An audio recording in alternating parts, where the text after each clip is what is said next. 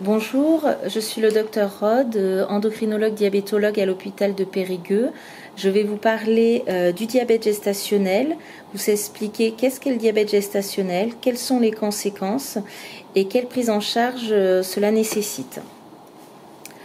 Donc le diabète gestationnel, on a diabète qui est un excès de sucre dans le sang et gestationnel qui survient pendant la grossesse. Le sucre est apporté par l'alimentation, c'est ce qu'on appelle les glucides. Il fournit l'énergie aux différents organes, que ce soit le cœur, le cerveau, les muscles. Et le sucre en excès va être stocké dans le foie. L'insuline, c'est une hormone qui est produite par le pancréas. Elle permet au sucre de rentrer dans les cellules de tous les organes, que ce soit le cœur, les muscles, le cerveau, le foie. C'est donc une clé. Le sucre et l'insuline ne peuvent pas vivre l'une sans l'autre. Le diabète gestationnel survient donc pendant la grossesse. Pourquoi ? Parce qu'il y a des modifications hormonales pour permettre de ne pas rejeter des cellules qui ne sont pas les nôtres. C'est ce qu'on appelle la tolérance immunologique. Et il en découle l'apparition d'une insulino-résistance, c'est-à-dire un frein sur le pancréas, qui va être notamment plus marqué chez les personnes en surpoids. Cela survient principalement en fin de grossesse, c'est-à-dire à partir du 6e mois, mais cela peut être plus précoce. Il y a des facteurs de risque, notamment chez les personnes âgées de plus de 35 ans, celles qui ont des antécédents personnels de diabète gestationnel ou de bébés pesant plus de 4 kg sur une précédente grossesse, des antécédents familiaux de diabète, un surpoids ou une obésité ou une prise de poids importante pendant la grossesse, mais il faut savoir que 30% des jeunes femmes minces peuvent présenter du diabète gestationnel, raison pour laquelle le dépistage est également réalisé chez ces personnes-là. Le dépistage est indispensable car le diabète gestationnel n'engendre pas de symptômes. Les modalités vont être une glycémie à jeun au premier trimestre. On parlera de diabète gestationnel si cette glycémie est supérieure à 0,92 g par litre.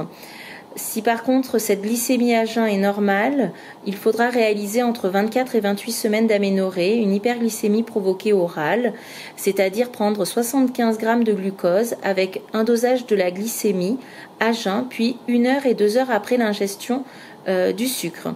On parlera de diabète gestationnel si on a une valeur anormale, c'est-à-dire une glycémie à jeun supérieure à 0,92 ou une glycémie à 1 heure supérieure à 1,80 g ou à 2 heures supérieure à 1,53 g. Alors les risques du diabète gestationnel pour le bébé et la maman.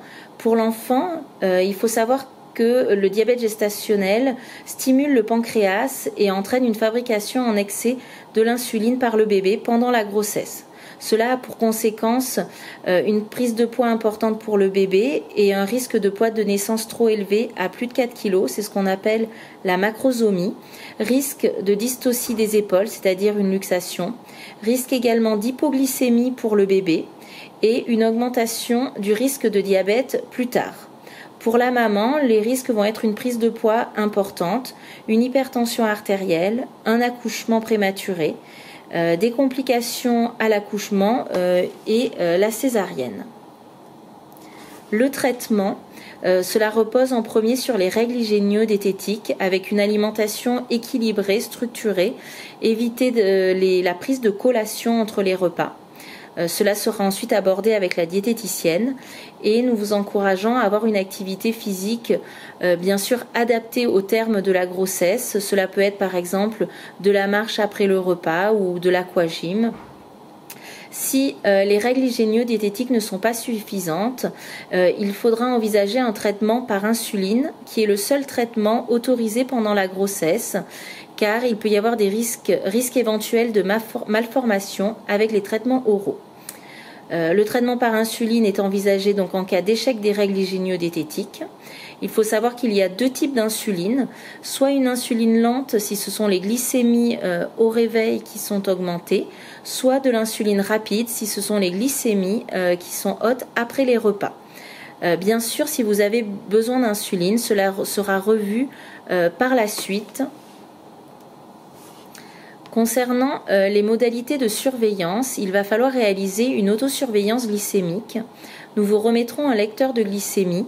L'utilisation sera expliquée par l'une de nos infirmières. Vous allez devoir réaliser des contrôles de glycémie avant les repas et 2 heures après les repas. Les objectifs étant d'être inférieurs à 0,95 g par litre avant les repas et inférieurs à 1,20 g 2 heures après. Au départ, vous devrez réaliser 6 contrôles par jour que nous adapterons en fonction des résultats. C'est-à-dire que si nous voyons que vos glycémies sont dans les objectifs avant et 2 heures après les repas, nous pourrons alléger la surveillance à 2 contrôles par jour en faisant toujours avant et 2 heures après un des 3 repas. Nous réaliserons le suivi via le logiciel MyDiaby dont nous vous expliquerons par la suite l'utilisation. Au cours de la grossesse, le poids est également surveillé pour s'assurer de l'absence d'une prise de poids trop importante. Et vous avez bien sûr la réalisation d'une échographie avec une surveillance habituelle qui sera définie par votre gynécologue qui décidera éventuellement de réaliser une échographie supplémentaire. Après l'accouchement, juste après l'accouchement, vous arrêterez les autosurveillances glycémiques. Le traitement par insuline pourra être arrêté s'il a été introduit et l'allaitement sera également possible. 3 mois après l'accouchement, il faudra réaliser une glycémie à jeun pour s'assurer qu'elle est normale. Si celle-ci est normale, il faudra ensuite réaliser une glycémie à jeun 1 fois par an car vous présenterez un risque plus important de développer plus tard un diabète de type 2. Par la suite, il faut donc garder une alimentation équilibrée compte tenu d'un risque plus élevé de diabète, poursuivre une activité physique régulière et limiter la prise de poids. Il faut savoir qu'en cas de nouvelle grossesse, vous êtes également plus à risque de présenter à nouveau un diabète gestationnel. Il faudra donc à nouveau réaliser un contrôle de la glycémie à jeun en début de grossesse. Nous allons donc vous suivre jusqu'à la fin de votre grossesse via l'application MyDiaby. Il ne faudra pas hésiter à nous poser des questions si vous avez besoin d'avoir des informations supplémentaires.